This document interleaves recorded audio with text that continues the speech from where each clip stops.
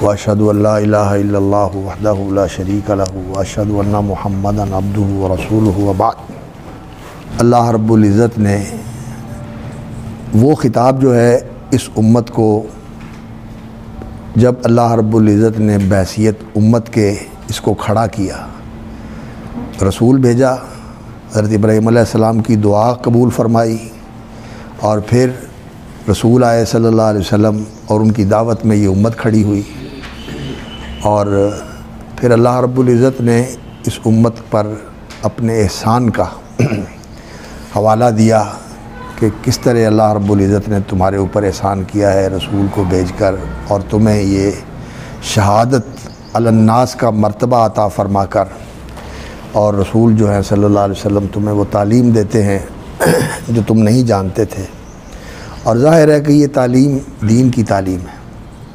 رسول اکرم صلی اللہ علیہ وسلم نے جو تعلیم دی ہے وہ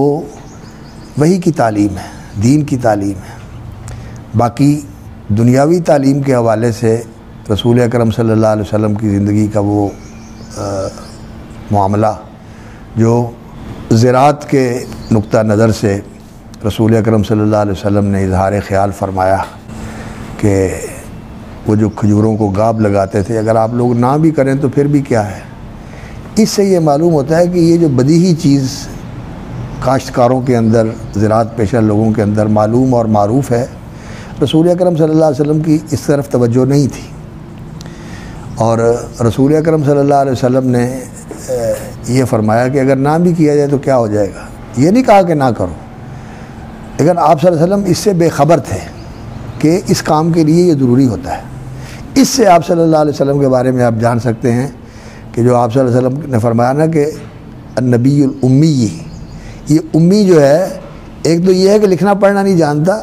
اور یہ جو دنیاوی علوم ہے اس کے اعتبار سے بھی نبی صلی اللہ علیہ وسلم امی تھے۔ یہ علوم آپ صلی اللہ علیہ وسلم نے نہیں پڑھے ہوئے تھے، اور ان کے بارے میں آپ صلی اللہ علیہ وسلم کو ایسی خبر نہیں تھی۔ تو آپ صلی اللہ علیہ وسلم کو جو علم دیا تھا اصل میں وہ اللہ کی معرفت کا علم تھا، اور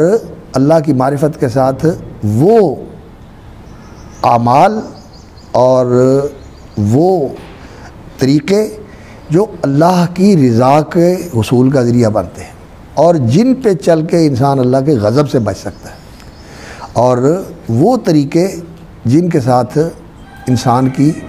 اس دنیا کے اندر جو انسان کا ماحول ہے اس کے مطابق انسان اپنی زندگی کو اچھے طریقے سے بسر کرنے کی کوشش کرے، اور باقی جس زندگی کے اوپر انسان نے ترکیز کرنی ہے کہ وہ میری زندگی بن جائے، وہ آخرت کی زندگی، ان الدار الاخرۃ لہی الحیوان، یہ علم اللہ تعالیٰ نے نبیوں کو عطا کیا ہے، اور یہ علم جو ہے نبی لے کے آتے ہیں، اور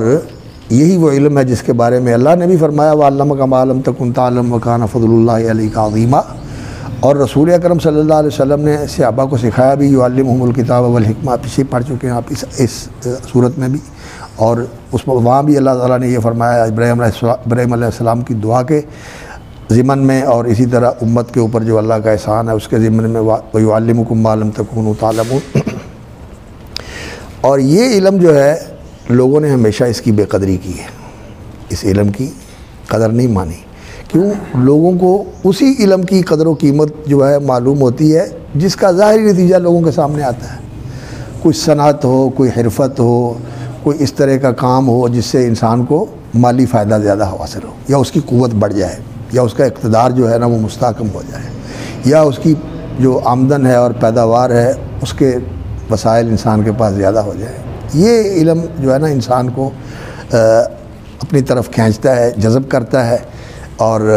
اسی میں انسان کی دلچسپی ہوتی ہے، اور اسی کے اوپر انسان محنت کرتا ہے۔ اور نبی جب یہ علم پیش کرتے ہیں، ظاہر ہے کہ دنیا اور آخرت جو ہے یہ ذرہ تان، حدیث میں آتا ہے یہ دونوں ذرہ ہیں، سوکنے ہیں، جو ایک کے لیے نقصان دہ ہے وہ دوسرے کے لیے نفع بخش ہوتا ہے، اور جو دوسرے کے لیے نفع بخش ہے وہ ایک کے لیے نقصان دیتا ہے۔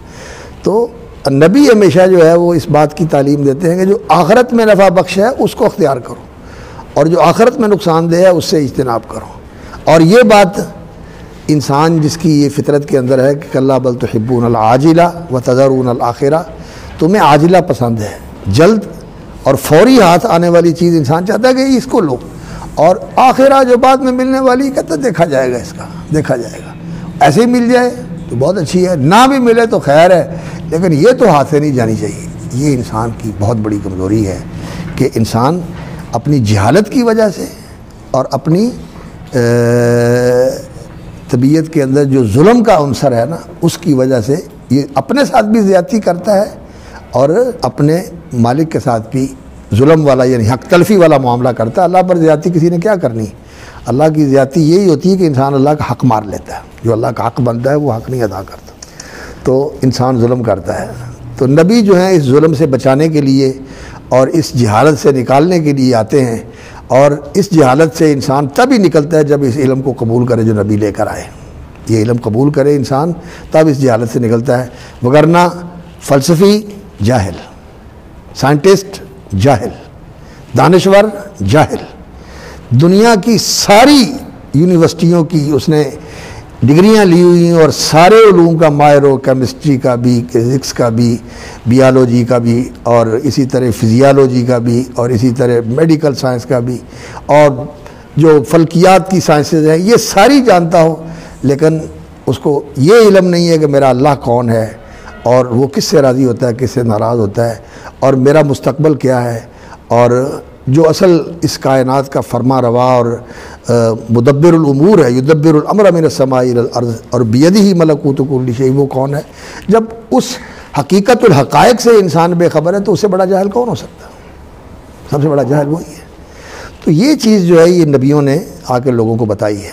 لیکن لوگوں نے کیا کیا؟ اس کی وجہ سے انسان کو اپنی بہت ساری مرغوبات چھوڑنی پڑتی ہیں اور بہت ساری ایسی چیزیں اختیار کرنی پڑتی ہیں جو دین کی واجبات اور دین کے فرائض ہیں اور دین کے محظورات ہیں، اور وہ انسان پر شاق گزرتے ہیں۔ اس لیے ان کو کیا کہا جاتا ہے؟ تکالیف شرعیہ۔ اس میں تکلیف ہے، کلفت ہے، مشقت ہے، انسان کے اوپر یہ بوجھ بنتا ہے، اور انسان سہل پسند ہے، سہل انگار ہے، مشقت نہیں چاہتا۔ حالانکہ مشقت اس کی زندگی کے اندر لازمی ہے، دنیا میں بھی مشقت اٹھاتا ہے، لیکن چونکہ اس کا جلدی فائدہ ملنے والا ہوتا ہے اس لیے کہتا ہے کوئی بات نہیں، محنت کرو، لیکن یہاں فوری طور پر کوئی ملنے والا نہیں ہوتا اس لیے کہتا ہے کہ مصیبت پائی۔ یہ انسان کی بڑی کمزوری ہے۔ تو اللہ رب العزت نے نبیوں کو اسی لیے بھیجا ہے کہ وہ لوگوں کو کر کے بھی دکھائیں اور بتائیں بھی، اور وہ جو آیات تھی وہ اس امت کو اس کا جو دستور العمل ہے اور جو اس کے لیے لائحہ ہے کہ اس کے مطابق آپ نے عمل کرنا ہے،